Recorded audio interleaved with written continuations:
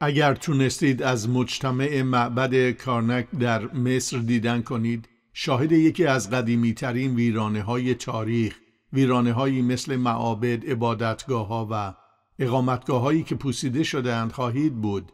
روی دیوار یکی از معابد خطوط هیروگلیف مصری رو می‌بینید که توسط زبانشناسان ترجمه شدند. این حکاکی‌های باستانی اولین جنگ ثبت شده در تاریخ جهان را تعریف می‌کنند، ولی این جنگ واقعاً اولین درگیری تاریخ جهان نبود. اولین درگیری ثبت شده در تاریخ جهان هست که ماندگار نوشته شده است. این نبرد در 16 آوریل سال 1457 بین فرعون تحتمس سوم و ائتلافی از قبایل اهل کنعان رخ داد. هر دو ارتش حدود 10,000 نفر داشتند که بعد به شهر محصوری به نام مجدو عقب نشینی کردند.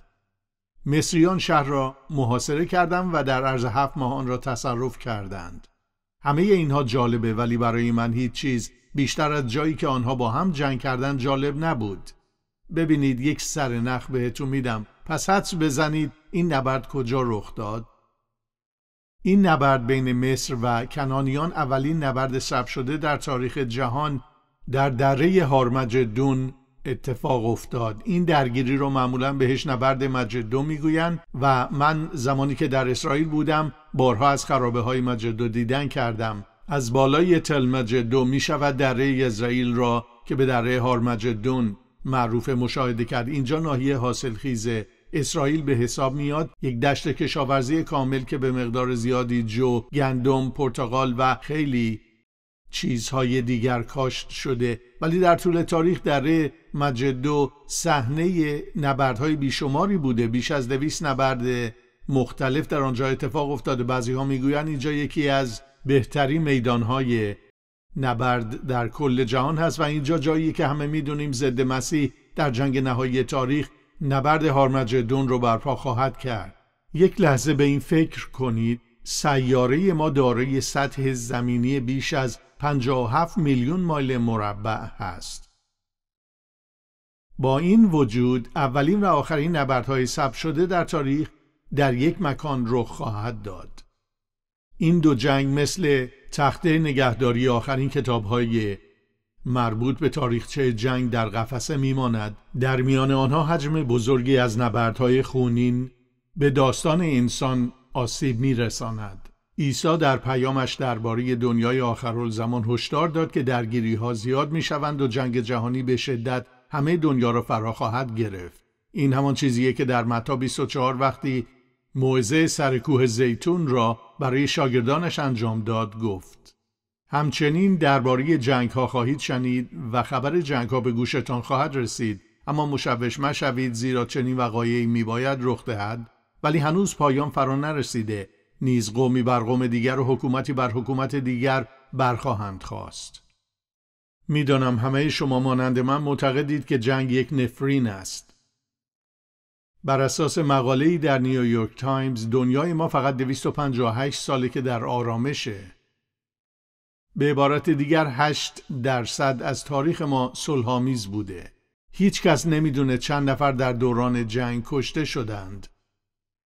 تایمز فرض را بر این میگیرد که در قرن 20 حداقل 108 میلیون نفر در جنگ‌ها کشته شدند و برخی بر این باورند که بیش از 1 میلیارد نفر جان خود را در طی درگیری‌های نظامی از دست دادند که مثل گودال جامانده از بمب قابل توجه است. با اینکه جنگ چیز وحشتناکیه، جنگ غم و اندوه و درد زیادی به همراه می آورد، ولی اگر به خاطر آنهایی که حاضر به جنگیدن شدن نبود، الان ما آزاد نبودیم. امروز باید شکرگزار این باشیم.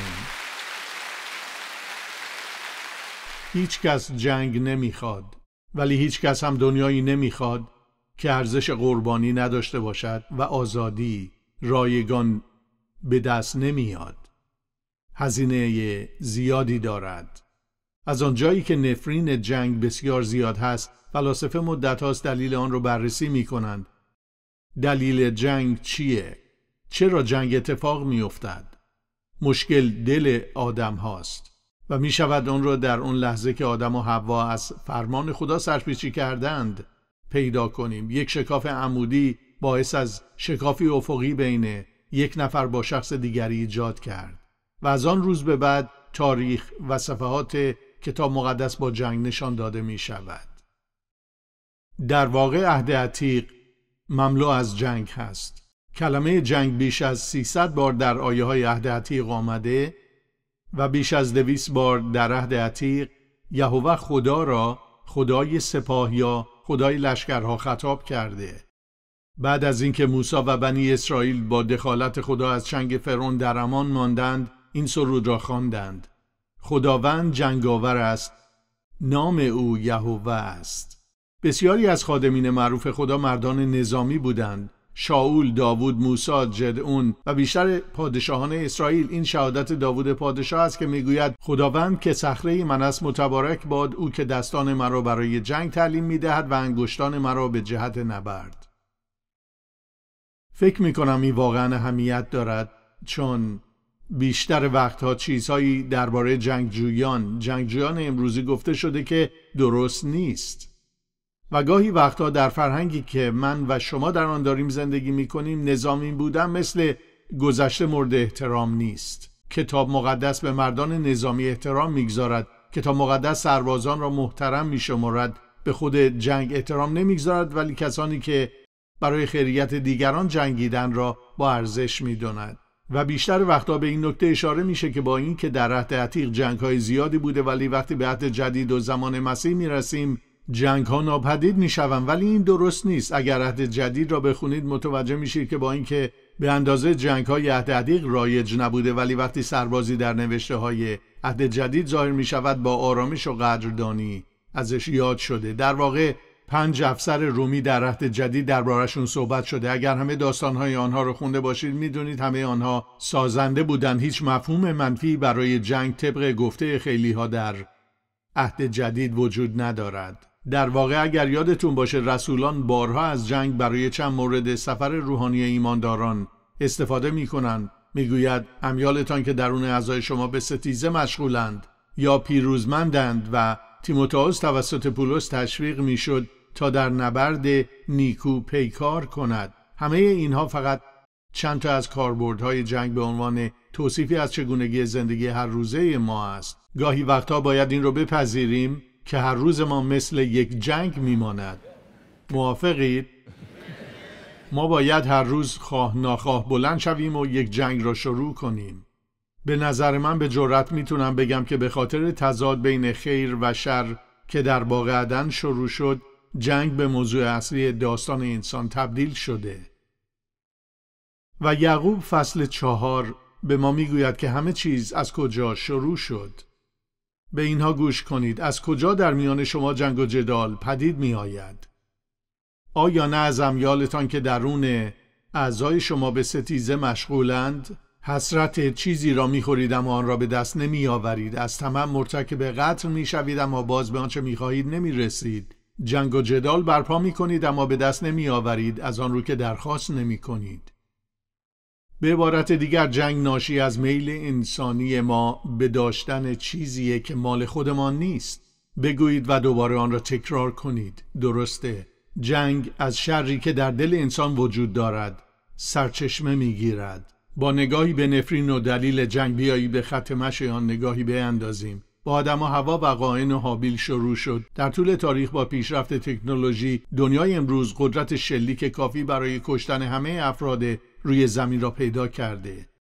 و این ما را دوباره به حرفهای عیسی در متی 24 میبرد. اینجا میگوید همچنین درباره جنگ ها خواهید شنید و خبر جنگ ها به گوشتان خواهد رسید. بعضی از پژوهشگران کتاب مقدس که درباره جمله جنگ ها و شایعه جنگ نظراتی دادند، گفتن اولین استفاده از این جمله توصیف جنگ جهانی بوده. یعنی وقتی جایی نویسنده ای از جنگ و شایعه جنگ می نوشته منظورش جنگ جهانی بوده. اگر معنای این جمله همین باشه، پس عیسی به ما و شاگردانش میگوید قبل از اینکه بار دوم برگردد جنگ جهانی دیگری رخ خواهد داد. آیا داریم به جنگ جهانی سوم نزدیک میشویم؟ برخی از کارشناسان نظامی این فکر را میکنند و ممکنه عیسی هم این را گفته باشد. من این رو نمیدونم، ولی در هر صورت ایده اینه که جنگ‌هایی در همه جا اتفاق خواهد افتاد که با نزدیک شدن به زمان بازگشت مسیح شدت و وسعت و ترس آن افزایش پیدا خواهد کرد. خب ولی امروز ما کجای آن قرار داریم؟ تا این لحظه 9 کشور دارای تسلیحات هسته‌ای هستند و موجودی جهانی آن را 13,000 تا تخمین زدند. کلاهک‌های انفجاری فقط یک زیردریایی مجهز به سلاح هسته‌ای در ایالات متحده 7 برابر بمب‌های پرتاب شده در طول جنگ جهانی دوم قدرت تخریبی دارند. قدرت آتشین آن بیش از تمام بمب‌هایی است که پرتاب شده، حتی بیشتر از بمب‌هایی که به ژاپن خورد. خداوند در متی 24 و در کتاب مکاشفه چشماندازی از آینده به ما می‌دهد. میگوید هر لحظه عیسی برای کلیسای خودش برمیگردد و بعد اتفاقات متی 24 اینقدر فرکانسشان رشد پیدا می‌کند که باعث ایجاد یک سری جنگ می‌شود که هیچ وقت در تاریخ بشر مثلش اتفاق نیفتاده. این زمینه‌ای برای ارائه پیام اصلی من به شما است. ما درگیری‌هایی داریم ولی قوت قلب داریم. من هیچ وقت نمیتونم جلوی جنگ رو بگیرم. شما هیچ وقت نمیتونید جلوی جنگ رو بگیرید، ولی یک کاری رو میتونیم انجام بدیم. امیدوارم این رو دریافت کنید. شما میتونید به آن آدم با خدایی تبدیل بشید که شما رو به خاطرش آفریده، طوری که مهم نباشد چه اتفاقی میافتد، فقط همیشه پایبندش بمانید و آدم خدا باشید. و قوت قلب ما به شدت قوی می شود، چون عیسی تمام آنچه را که باید بدونیم را توی یک جمله خلاصه می کند. در واقع من خودم وقتی یک نگاه سطحی بهش انداختم نخواستم ردش کنم. ما انتظار داشتیم عیسی بگوید همچنین درباره جنگ‌ها خواهید شنید، پس حالا برای مشکل آماده باشید. یا انتظار داشتیم بگوید همچنین درباره جنگ‌ها خواهید شنید، حواستان به زمان باشد. انتظار داشتیم بگوید آماده غم و غصه باشید و خودتان رو برای دشمنان و مشکلات آینده آماده کنید. ولی این چیزی نبود که عیسی گفت. عیسی گفت همچنین درباره جنگ‌ها خواهید شنید و خبر جنگ‌ها به گوشتان خواهد رسید، اما مشوش مشوید. شوخی میکنی؟ منظورم اینه که من به شما گزارش وحشتناکی دادم. عیسی حالا در پایان آن بهمون میگوید مشوش مشوید. گاهی وقتا یک سری از آیه‌های کتاب مقدس باعث خندمون میشه. لغت یونانی مشوش یعنی وحشت زده، یعنی با صدای بلند گریه کردن، فریاد زدن. عیسی به ما میگوید حتی وقتی در محاصره جنگ و شایعات آن هستیم مشوش نشویم. چطوری ممکنه؟ چطوری میشه در دنیایی مثل دنیای الان دوچار مشکل نشویم؟ خب جوابش اینه همه اینها رو میشود در آرامشی که در وعده خدا، در حضور خدا و در برنامه خدا وجود دارد پیدا کرد. آرامش از وعده خدا. من به خاطر درگیری هایی که باعث آسیب و نابودی بیشتر مردم می شود واقعا ناراحت می شوم. خصوصا آدم های بیگناه. شاید سوال خوبی باشه که چرا این اتفاقات می افتد. چیزی که دوستم بهتون بگم این وعده خداست. یک روز همه اینها تمام می شود. وعده در مزمور 46:9 هست که می گوید او جنگ ها را تا کرانهای زمین پایان می بخشد. یک روز عیسی پادشاه قرار جنگ را متوقف کند و دیگر هیچ وقت تکرار نخواهد شد. اشعیا از روزهایی صحبت کرد که سلطنت عیسی از اورشلیم شروع می شود و تمام اقوام زمین تعالیم او را خواهند شنید و راههای او را خواهند آموخت. می گوید ایشان شمشیرهای خود را برای ساختن گاوآهن خواهند شکست و نیزه های خیش را برای تهیه ابزار باغبانی. دیگر قومی بر قومی شمشیر نخواهد کشید و جنگاوری را دیگر نخواهند آموخت. این هفته به این موضوع فکر کردم که ما سالهاست داریم به شوخی میگیم هیچ واعظی در بهشت موعظه نمیکنه چون هر چیزی را که باید بدونیم خواهیم فهمید. پس وقتی من به بهشت میرسم بیکار میشم.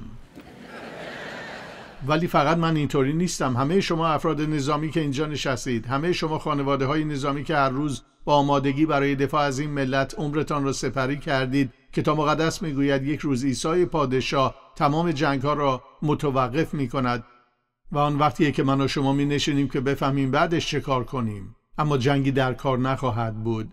من یک نقل قول فوق‌العاده از امار دهان دارم که میگوید آیا میتونید زمانی را تصور کنید که جنگ به طور کلی ناشناخته شده باشد، روزی میرسد که حتی یک نیروگاه تسلیحاتی هم کار نمی کند. هیچ سرباز یا ملوانی را در یونیفرم نخواهید دید، هیچ اردوگاه نظامی وجود نخواهد داشت و حتی یک ریال هم برای تسلیحات جنگی هزینه نمی شود. حتی یک ریال هم برای دفاع استفاده نخواهد شد و کمتر از آن برای جنگ‌های تهاجمی. آیا میتونید چنین دورانی را تصور کنید همه مردم در صلح کامل باشند؟ اینها فقط یک تخیل نیست، به اندازه طلوع و غروب خورشید حتمی و انکار ناپذیر است.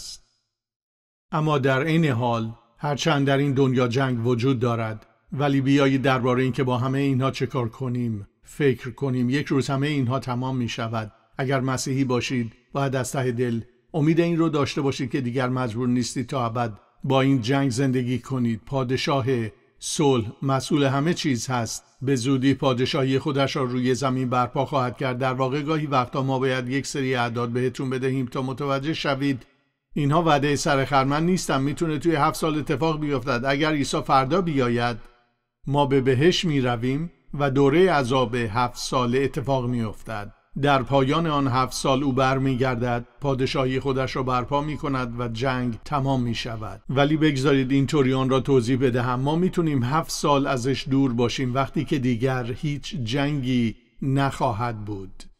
نمیدونم چطور از این هیجان زده نمیشید. من خوشحالم سمت درست معامله قرار دارم. خب مورد دوم رو داریم. نه تنها با وعده خدا بلکه از حضورش آرامش میگیریم. میدونید هیچ چیز مهمتر و بیشتر از این بهمون اطمینان خاطر نمیده که خدا وعده داده کنار ماست. خانم ها و آقایان، به عنوان پیروان عیسی مسیح ما با هیچ چیز به تنهایی روبرو نخواهیم شد. خداوند به ما نمیگوید من اینجا منتظر میمونم تو برو جلو. نه، او میگوید بیا با هم بریم و با همون میاد.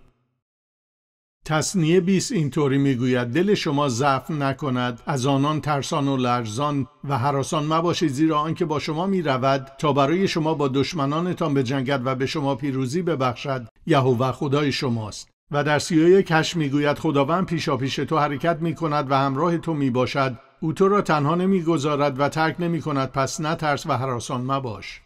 یوشع 1:5-9 به ژنرال یوشع میگوید همان گونه که با موسی بودم با تو نیز خواهم بود، تو را ترک نخواهم کرد و وا نخواهم گذاشت. آیا تو را امر نکردم؟ قوی و دلیر باش، مترس و هراسان مباش، زیرا هر جا که بروی یهوه خدایت با تو خواهد بود. اشعیا 43:2 میگوید چون از آبها بگذری با تو خواهم بود. عبرانیان 13 میگوید خود او گفته است تو را هرگز وا نخواهم گذاشت و هرگز ترک نخواهم کرد. پس با اطمینان میگوییم خداوند یاور من است، پس نخواهم ترسید. انسان به من چه تواند کرد؟ وعده حضور خدا در زندگی ما، خصوصا زمانهایی که میتونه ترسناک باشد، مثل همین دورانی که الان داریم در آن زندگی میکنیم، اینقدر این وعده مهم هست که وقتی پسرش را به این دنیا فرستاد تا ما را نجات دهد، یکی از نامهایی که بهش داد این بود: باکره آبستن شده پسری به دنیا خواهد آورد و او را امانوئل خواهند نامید، که به معنی خدا با ما است. این رو تکرار کنید: خدا با ماست. خدا با ماست. من هر روز که از خواب بیدار می شوم به خودم این رو یادآوری می کنم تا برای مقابله با آن روز آماده باشم. ولی نه به تنهایی. خدا با من مشکلاتی داشتم که همونطور که میدونید باهاش مقابله کردم، ولی نه به تنهایی. و با شما هم هست. وقتی نمیدونید بعد قراره چی بشه، آسمان تاریک، وحشت زده میشید، فقط وعده خدا را به خاطر بسپارید: من با تو خواهم بود، شما را وا نخواهم گذاشت و ترک نخواهم کرد. جیم و مارینا نوئز در زمان حمله روسیه به اوکراین در اوکراین بودند. آنها 10 روز اول جنگ را در کیف گذراندند، جایی که کلیسا داشتند. میخواستند در اوکراین بمونند، ولی خب 2 نوه داشتن که یکی از آنها نیازهای خاصی داشت. دختر بچه‌ای که از واکر برای راه رفتن استفاده میکرد. یک روز مارینا شنید که این بچه داره با عروسک بچگیش صحبت میکنه. بهش میگفت نگران نباش، نترس عزیزم، همه چیز خوب پیش میره، مامان کنارته. از زبان بچه. جیم و مارینا و پسر و عروسشان با 2 بچه برای فرار از اوکراین، فرار از درگیری ها، وقتی به ایالات متحده رسیدند داستانشان رو به اشتراک گذاشتند. مارینا گفت وقتی مشکلی پیش بیاد ما گریه میکنیم. وقتی اوضاع بدتر میشه دعا میکنیم و غیر قابل تحمل میشه آواز میخونیم. او گفت اوکراینی ها از زمان شروع جنگ در آنجا هزاران ترانه نوشتند. و گفت اوکراینی ها با اینکه آدم های مذهبی بودن به خاطر اتفاقات اخیر حقیقتاً به خدا روی آورده‌اند.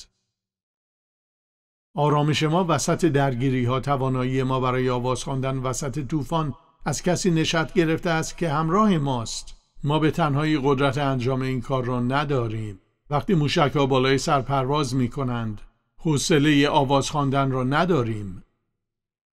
ولی خدا به شما قدرت این کار را می‌دهد. عیسی فرمود برای شما آرامش به جا می‌گذارم، آرامش خود را به شما می‌دهم، آنچه من به شما می‌دهم نه چنان است که جهان به شما می‌دهد. دل شما مضطرب و هراسان نباشد.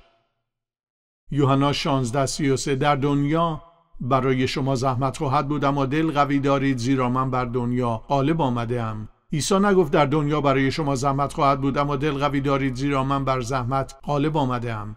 نه این را نگفت. گفت من بر دنیا غالب آمده‌ام. عیسی فقط بر زحمت و مصیبت این جهان غلبه نمی‌کند. او بر دنیایی که در آن مصیبت اتفاق می‌افتد غلبه می‌کند. خدای قادر مطلق بر تخت سلطنت نشسته و میتونید روی این واقعیت حساب کنید که وقتی او وعده میدهد که با شماست، یعنی با شما خواهد بود در همین هفته، امروز، این لحظه از زندگیتون. پس شما با وعده خدا آرامش دارید، از حضورش آرامش دارید و بعد با نقشه خدا آرامش دارید. دوباره به متی 24 نگاه کنید. همچنین درباره جنگ ها خواهید شنید و خبر جنگ ها به گوشتان خواهد رسید، اما مشوش مشوید زیرا چنین وقایعی میباید رخ دهد. وقتی عیسی میگوید باید، این یعنی آن حکم یک فرمان غیر قابل انکار و اجتناب ناپذیر از طرف خدای قادر مطلق در مسائل مهم و کم اهمیت است که خود عیسی آنها را کنترل میکند، چون او از آینده خبر دارد و ما میتونیم در روح خیالمان راحت باشد به او اعتماد کنیم، چون او وعده داده. در یک سطح مشخص کل تاریخ بشریت شبیه بازی شطرنج بین خدا و شیطان است، ولی در این که کی پیروز می شود، کی برنده و کی همیشه این پیروزی را تضمین می کند هیچ شکی وجود ندارد. برای همین می گوید درباره جنگ ها خواهید شنید اما مشوش مشوید. تنها راه انجام آن اعتماده. به کی اعتماد کنید؟ کسی که همه چیز را تحت کنترل دارد. او خدای حاکم قادر مطلق است. اشعیا اینطوری آن را بیان می کند: اندیشه استوار را در آرامش کامل نگاه خواهی داشت زیرا که بر تو توکل می دارد. کتاب مقدس می گوید وقتی همه چیز همینطوری به شکلی غیر متعارف و ناراحت کننده در حال چرخیدن، باید روی عیسی تمرکز کنید. بگذارید ذهنتان مملو از شناخت او، قدرتش و توانمندیش و حاکمیت او باشد. آیا تا حالا شده در طول روز زمانی را صرف این فکر کنید که واقعا عیسی کیست و چه کار کرده؟ شاید بگید نگران آینده‌ام. اگر به او اعتماد کنید خداوند از آینده نهایی شما محافظت می کند. اگر او توانایی این رو دارد که تا ابد باهاتون معامله کند، فکر نمی کنید میتونه شما را از اینجا به اونجا برسونه؟ من خودم در این روزگار آشفته متوجه شدم برای خدمت کردن به عیسی مسیح اشتیاق بیشتری نسبت به قبل پیدا کردم و یکی از دلایلی که من این سری مجموعه رو ساختم این بوده که شما بفهمید کی هستید، کجا قراره برید، قراره به چی تبدیل بشید و من معتقدم این چیزیه که خدا به ما میگوید. خدا نمیگوید جنگ اتفاق نمیافتد. به ما نمیگوید این خرابی ها و غم و اندوه ها و همه اتفاقاتی که در اسرائیل دارد میافتد اصلا به وجود نمیاد، ولی میگوید شما در مسیح کافی هستید، در مسیح تقویت پیدا میکنید، در مسیح میتونید بدون توجه به اتفاقاتی که میافتد همان چیزی باشید که باید باشید. کتاب مقدس، کتابی که ما دوست داریم، در زمان تسلط روم نوشته شده که بسیار بدتر از هر چیزی بوده که من و شما تا الان تجربهش کردیم. کتابی مملو از وعده، کتابی مملو از پیروزی، پر از مسیحیانی که کارهای عالی و غیر قابل تصوری انجام دادند و کتابیه که برای چنین زمانهایی نوشته شده. عیسی قراره برگردد. ممکنه قبل از ملاقات بعدی ما برگردد. باید چه کار کنیم؟ ادامه بدید، آدم‌هایی باشید که برای عدالت بایستید. درباره عیسی مسیح به مردم بگید آن کسی باشید که خدا شما را برای آن فرا خوانده. نگران نباشید. موضوع نوع جدیدی از قدرت که توی دل ما میاد وقتی تشخیص میدیم آنچه خدا به ما میگوید این است: جنگ هر چقدر هم بد باشد، هر چقدر هم که ترسناک باشد، وقتی توکلتان به خدا باشد در مقایسه با قدرتی که خدا در اختیار ما گذاشته، هیچی نیست. این کاریه که باید انجام بدید. خلاصه بگویم ما در دنیایی زندگی میکنیم که در حال جنگ، از هارمجدون تا هارمجدون، ولی خداوند سلطنت میکند از ازل تا ابد. آمین.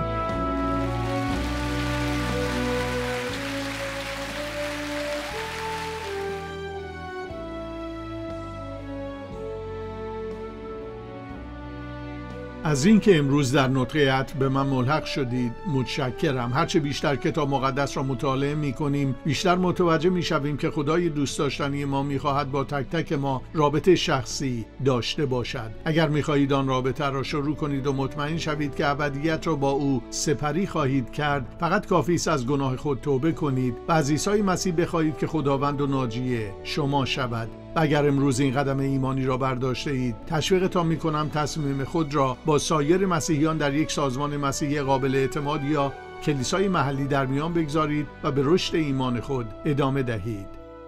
خدا به شما برکت دهد و مشتاقانه منتظر دیدار بعدی شما در نطقه عطف هستم.